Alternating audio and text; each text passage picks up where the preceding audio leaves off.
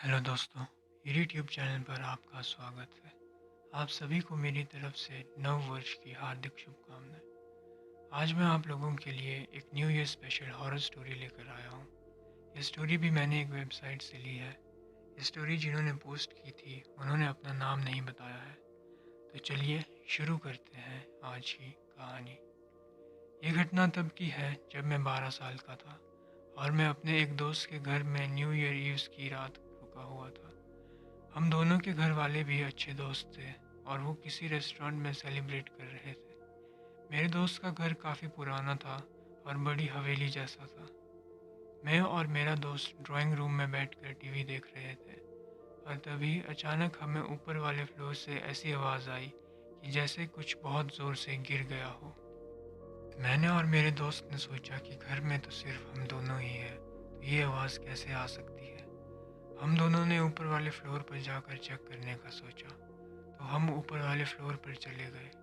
ऊपर अजीब सी ठंड थी और कहीं से थोड़ी थोड़ी हवा भी आ रही थी। फिर हमने देखा कि मेरे दोस्त के मम्मी पापा के कमरे का दरवाज़ा अपने आप आगे पीछे हिल रहा था।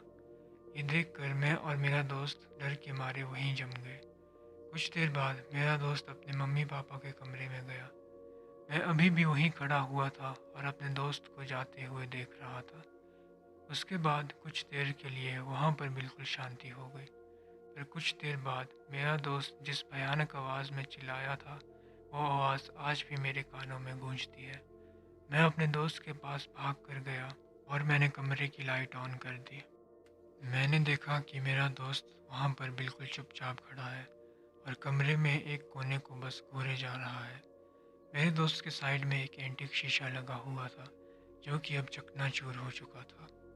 मैंने मेरे दोस्त के कंधे पर हाथ रखा और उससे पूछा कि तू ठीक तो है ना। तो उसने कहा उसने ये शीशा तोड़ दिया। मैंने उससे पूछा कि किसने, तू किसकी बात कर रहा है। तो इस पर मेरे दोस्त ने कहा वो औरत जो उधर कोने में खड़ी हुई है। मैंने उससे कहा कि हमें यहाँ से चलना चाहिए, पर जाने से पहले मैंने शीशे को अच्छे से देखा। शीशे की तार जिससे वो लटका हुआ था और जिस कील से लटका हुआ था, वो दोनों बिल्कुल ठीक थे। ये देख के तो अब मुझे भी डर लग रहा था। फिर मैंने अपने दोस्त से कहा कि अपने घर वालों को कॉल करके बुला लेते हैं। उसके बाद हमने घर वालों को कॉल पर सारी बात बता दी और घर के बाहर ही उनका इंतज़ार करने लगे जब तक वो आ नहीं गए। इस घटना के बाद मेरे दोस्त ने मुझसे इस बारे में कोई बात नहीं की। अब मैं 24 साल का हो गया हूँ और इस बात को 12 साल बीत चुके हैं। और अभी न्यू ईयर पर जब मैं अपनी मम्मी से इसी बारे में बात कर रहा था जो 12 साल पहले हुई थी, मम्मी ने कहा कि मुझे तुम्हारे ऊपर यकीन है, क्योंकि उस घटना के थोड़े दिनों बाद तुम्हारे दोस्त की मम्मी ने मुझे बताया था कि उन्होंने एक रात अपने कमरे में किसी औरत की आत्मा को देखा था जो उनसे उस घर को छोड़ने के लिए कह रही थी।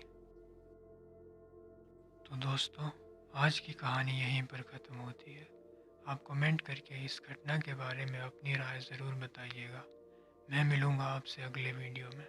धन्यवाद।